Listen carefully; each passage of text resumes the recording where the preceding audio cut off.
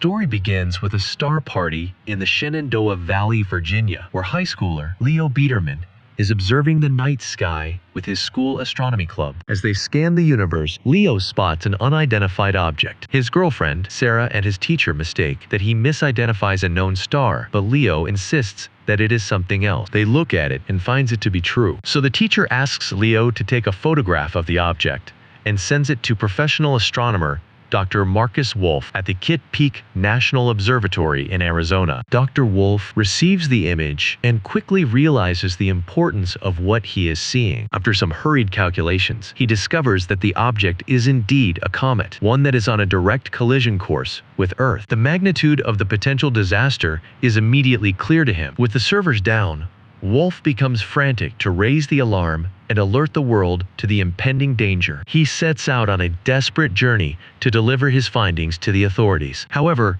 fate intervenes in a tragic twist. While racing through the mountainous roads, Dr. Wolf dies in a car crash, taking the knowledge of the comet's trajectory to his grave. 1 year after Dr. Wolf's death, the story shifts focus to Jenny Lerner, a determined MSNBC journalist. Jenny is in the midst of investigating a story involving Alan Rittenhouse, the Secretary of the Treasury. Rittenhouse's sudden resignation has sparked rumors and speculation, and Jenny is hot on the trail of what she believes to be a political scandal involving a mysterious woman named Ellie. Jenny's investigation takes a surprising turn when she discovers that Rittenhouse and his family are hurriedly packing a boat with large amounts of food and survival supplies. This odd behavior piques her curiosity, leading her to dig deeper into the story. However, before she can piece together the puzzle, Jenny is unexpectedly apprehended by the FBI and taken into custody. Confused and alarmed, Jenny is escorted to a facility where she meets President Tom Beck. Jenny reveals that she is not after the fame and knowing about Ellie, but is shocked to find the president mention it as ELE. President Beck, recognizing the potential for widespread panic, persuades Jenny to keep the information confidential in exchange for a prominent role in the press conference where the news will be made public. Jenny, realizing the opportunity she is presented with, agrees to the arrangement. Going back to her office,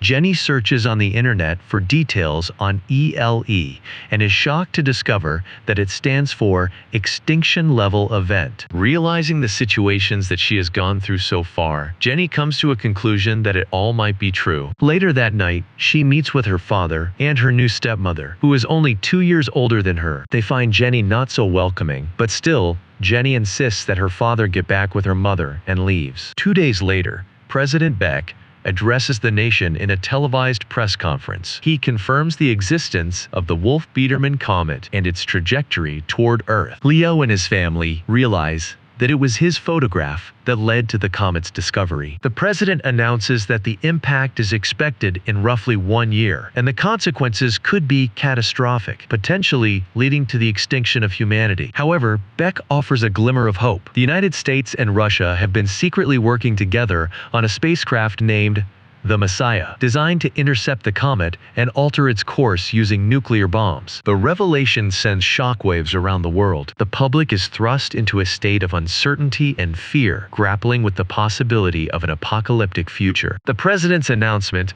also brings Jenny Lerner into the spotlight, as promised, elevating her career but also placing her at the center of a global crisis. With the stakes higher than ever, the spacecraft Messiah, carrying a crew of 5 American astronauts and 1 Russian cosmonaut, launches into space. The crew, led by veteran astronaut Captain Fish Tanner, includes mission specialists Oren Monash, Gus Partenza, Andy Baker, Mark Simon, and Russian cosmonaut Mikhail Tulchinsky. Jenny takes charge on the news to explain the Messiah's mission. They must land on the comet, drill deep into its surface, and plant nuclear bombs that will hopefully deflect the comet away from its deadly course. The crew is aware that failure is not an option, as the fate of the entire planet rests on their shoulders. After a tense journey, the Messiah successfully reaches the comet and begins the perilous task of landing on its surface. The landing is fraught with challenges. The surface is unstable, and the drilling proves to be more difficult than anticipated. The situation takes a dire turn when the comet shifts into the sunlight, causing a sudden and explosive release of gas from beneath the surface. The resulting explosion blinds astronaut Oren Monash and propels Gus Partenza into space, where he drifts away, lost forever. Despite these tragic setbacks, The remaining crew members manage to plant the nuclear bombs and escape the comet. They detonate the explosives as planned, but their relief is short-lived. Their communication with Earth is cut off, and the president goes live to inform that, instead of deflecting the comet, the explosion splits it into 2 fragments. Both fragments remain on a collision course with Earth, with the larger fragment expected to cause catastrophic global devastation. In the wake of the Messiah mission's partial failure, President Beck addresses the nation once again, delivering the grim news that the Earth is still in grave danger. The larger fragment is predicted to impact Western Canada, and its massive size means that the fallout will be catastrophic. The impact is expected to throw vast amounts of dust and debris into the atmosphere, blocking sunlight and plunging the Earth into a prolonged impact winter. This would lead to the collapse of ecosystems, agricultural failure, and the eventual extinction of life on the planet's surface. In response to the impending disaster, martial law is declared across the United States. The government begins implementing an emergency plan to ensure the survival of a small fraction of the population. A lottery system is introduced to select 800,000 American citizens to join 200,000 pre-selected individuals, including scientists, engineers, and government officials, in underground shelters built into Missouri's caves. These shelters are designed to protect the survivors from the effects of the impact and provide a chance for humanity to rebuild after the catastrophe. Jenny Lerner, due to her role in breaking the story, is among those pre-selected for a place in the shelters. Meanwhile, Leo Biederman and his family are also chosen as a gesture of gratitude for Leo's role in discovering the comet. However, Leo's girlfriend, Sarah, and her family are not selected, leading to a heartbreaking dilemma for the young couple. As the world prepares for the inevitable impact, the film shifts focus to the personal stories of its characters, highlighting the human cost of the disaster. Jenny Lerner, despite her success in securing a place in the shelters, is faced with the reality that her estranged mother, Robin, is not among those selected. When Robin learns that most senior citizens are ineligible for the lottery, she makes the tragic decision to take her own life, leaving Jenny devastated and questioning the choices she has made. Meanwhile,